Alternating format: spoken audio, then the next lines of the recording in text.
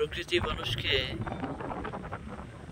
কতটা কাছে থেকে টানতে পারে সেটা বোধহয় বহু বছর পরে আমাদের দুই বড় ভাই আছেন। একজন হচ্ছে হিরো ফ্যাশনের চেয়ারম্যান জনাব হিরো সাহেব, এবং আরো আছেন BM আকরাম হোসেন বিশ্বাস বংশের বাতি ঘরওয়ালা চলে যাকে। আমরা আসলে তিনজন এখানে বসছি মনে হয় প্রায় 10 থেকে 12 বছর পরে এরকম নদীর পাড়ে বসে আড্ডা দেয়া, যেখানে বাতাসের গতিবেগ 30 থেকে 35 হবে। হাত ধরে রাখা ভীষণ কষ্ট হচ্ছে, কিন্তু এরই মাঝে আমরা বসে আছি। আর একটা শান্তির মানুষ এখানে বসে আছে, যার পৃথিবী নিয়ে যার কোনো ভাবনা নেই, পৃথিবীর তার কোনো টান নেই।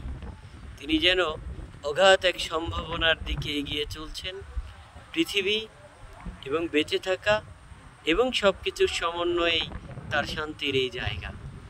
পাশেই নদী, এখানে পাশে লঞ্চ ঘাট, এবং সেই সাথে আমাদের বসে একটু সময় আড্ডা।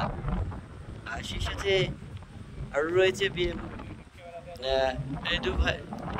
আসলে আড্ডা আর ছেলেবেলায় ফিরে যাওয়া, এক কথায় বলা চলে আজ যেন সেই শৈশবে ফিরে গিয়েছি।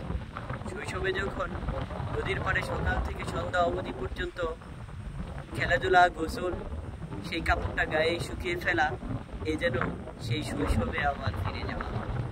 আসলে নদী আর শৈশব যেমন মাইকেল মধুসূদন দত্তের কপোতাক্ষ নদ তাকে টেনেছিল ভীষণভাবে, ঠিক এই যমুনা, পদ্মার বিধৌত অঞ্চল, এই আমাদের পদ্মাপাড়ের যে মানুষ আমরা আছি, এদের সাথেও এক মেলবন্ধন, যেখানে আমাদের জীবিকা, যেখানে আমাদের বেড়ে ওঠা, আমাদের শৈশব, এই সব কিছু এই নদীর সাথে আমাদের এই যেন এক গভীর মিতালি।